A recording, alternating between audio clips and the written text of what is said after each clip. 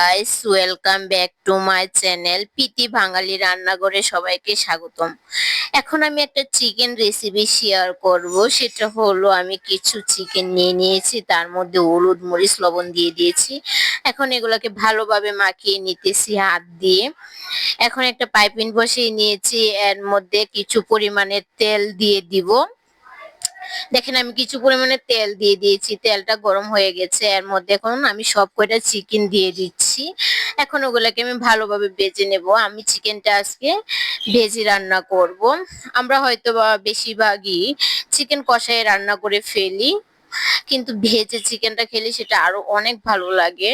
তো আপনারা বাসায় ট্রাই করতে পারেন। আমি চিকেনগুলো খুব সুন্দরভাবে ভেজে নিয়েছি, লাল লাল করে। এখন এগুলোকে একটা প্লেটে উঠিয়ে নিচ্ছি।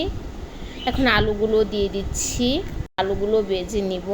তো এখন আমি এটাকে ঢাকনা দিয়ে ঢেকে দিয়েছি। এখন দেখেন, আমি অনেকটা সময় ডেকে এখন এগুলোকে নাড়িয়ে নিতেছি, আবার একটু ডেকে দিলাম। তো আমার আলু ভাজা হয়েই গেছে মোটামুটি। এখন এগুলোকে একটা প্লেটে নিয়ে নিচ্ছি। এখন সব মশলা দিয়ে দিব, তার মধ্যে একটু তেলও দিয়ে দিলাম। আমি ফার্স্ট পেঁয়াজগুলো ভেজে নেব লাল লাল করে। দেখেন, আমি পেঁয়াজগুলো ভেজে নিচ্ছি খুব সুন্দরভাবে, তার মধ্যে সব কিছু দিয়ে দিব। তো আমার রেসিপিগুলো যদি আপনাদের ভালো লাগে, অবশ্যই আমাকে লাইক কমেন্ট করবেন। আর কী কী রেসিপি দেখতে চান অবশ্যই কমেন্ট করে জানাবেন। আমি আপনাদের সাথে সবকটা রেসিপি শেয়ার করতে চাই। দেখেন, আমি মশলাগুলো ভালোভাবে কষাই নিতেছি। আমি আর একটু হলুদ দিয়ে দিলাম, লবণ দিয়ে দিলাম। তো এখন ভালোভাবে কষানো হয়ে গেছে। এখন এর মধ্যে আলু আর চিকেনগুলো দিয়ে দিচ্ছি। এখন একটু হালকা কষিয়ে নেব, বেশি কষাতে হবে না, যেহেতু আমি আলু চিকেন ভেজে নিয়েছি। এখন এর মধ্যে আমি পানি দিয়ে দিলাম, পানি দিয়ে ঢেকে রাখবো 10 থেকে 15 মিনিট। তো দেখেন, আমার চিকেনটা প্রায় হয়েই গেছে।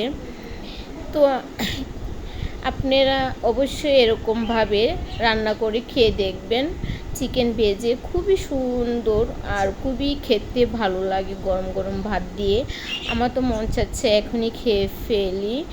দেখতেই হয়তো বা এতটা সুন্দর, খেতে জানি কতটা ভালো হবে। তো দেখেন, আমার চিকেনের কালারটা সেই সুন্দর হয়েছে।